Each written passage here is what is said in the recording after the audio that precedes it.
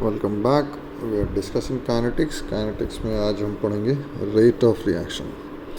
Now rate of reaction के factors हम लोग देख चुके हैं। Now let's see rate itself. Now rate of reaction can be of two types: average rate of reaction and instantaneous rate of reaction. ठीक है जी। Okay, so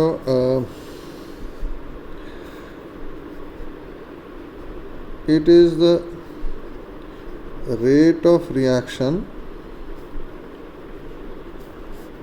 over a period of time.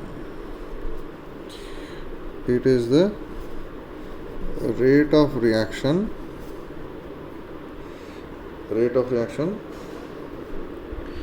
at an instant of time. ठीक है जी।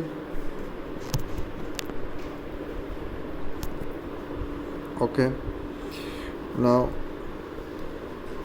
Let's go further. तो average rate क्या हो जाएगा? Average हो जाएगा C2 minus C1 upon T2 minus T1, change in concentration upon time taken. ये क्या हो जाएगा जी? R will be the slope of tangent at time t for the graph of concentration of reactant versus time।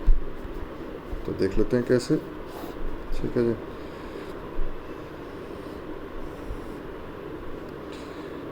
तो मान लीजिए ये concentration हमने ले ली रिएक्टेंट की और यहाँ टाइम ले लिया। तो टाइम T1 पे इतनी कंसंट्रेशन थी एंड टाइम T2 पे इतनी कंसंट्रेशन थी। ये C1 थी, C2 थी। तो change in concentration upon change in time आ गया। सिमिलरली अगर हम यहाँ कंसंट्रेशन ले लें और यहाँ हम लोग टाइम ले लें, एक सिमिलर ग्राफ है। इस पॉइंट पे मान लीजिए वो पूछता है टाइम t पे क्या रेट होगा। तो we will draw a tangent to it, और इसका जो dy by dx होगा तो rate will be dy by dx। That will be the instantaneous rate. So this is about this. नया पेज ले लेते हैं। ओके, तो ये था टाइप्स ऑफ रेट। अब हम एक एग्जांपल ले लेते हैं, एक रिएक्शन ले लेते हैं generalised AA plus BB gives you CC plus DD, where small letters represent numericals, reaction coefficients, and capital ABCD represents the species present। तो कहता है rate will be equal to minus 1 by A dA by dt will be equal to minus 1 by B dB by dt will be equal to 1 by C dC by dt will be equal to 1 by D d by dt। The minus sign represents that concentration of A and B is decreasing, whereas positive signs denote that concentration of C and D will be increasing। So this is our generalized form of rate of reaction। इसके ऊपर एक question करते हैं। एक second में question दिखाता हूँ। Okay, let's take an example for equation A plus 2B gives you 6C plus 2D। कहता है if minus dA by dt is equal to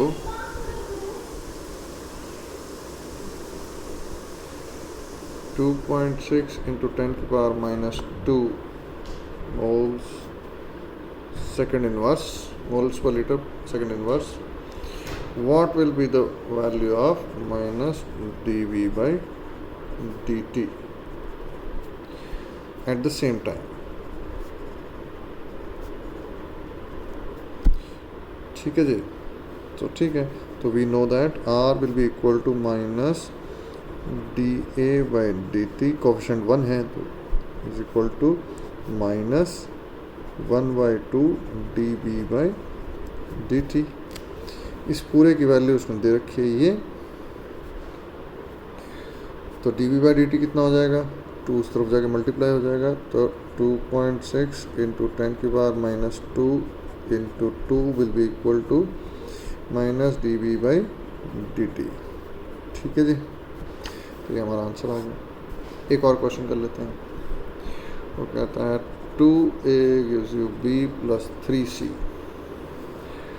if minus dA by dt is equal to k1 into a की power square. And ये a square कहाँ से आया ये थोड़ी देर बाद पता चलेगा. एंड कहता है dB by dt is equal to k2 into a की power square.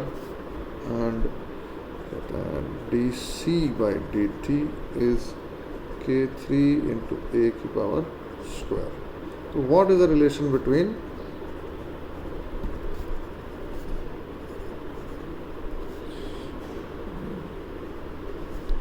k1, k2 and k3? तो वी वुड नो, ये यहाँ से हम देख लेंगे क्या कि r will be equal to minus 1/2 D A by D T should be equal to 1/1 D B by D T should be equal to 1/3 D C by D T. लेकिन उसने हमको दिया है D A by D T k1 दिया है, तो अगर हम इसको 2 से डिवाइड कर दें तो r की वैल्यू आ जाएगी.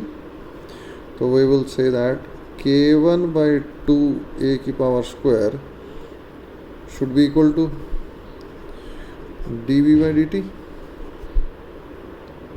right, should be equal to 1/3 dc by dt, right. तो ये k2 ले लेते हैं, यहाँ k3 हो जाएगा. सॉरी, इसको हम लोग, सॉरी ये k2 नहीं है, इसको हम लोग रिप्लेस कर सकते हैं. क्या आ जाएगा, k2 should be equal to k3/3 into a की पावर स्क्वायर इंटू a की पावर स्क्वायर. तो ये कट गए सब. क्या आ गया, k1/2 should be equal to k2 should be equal to k3/3. तो this is how it goes.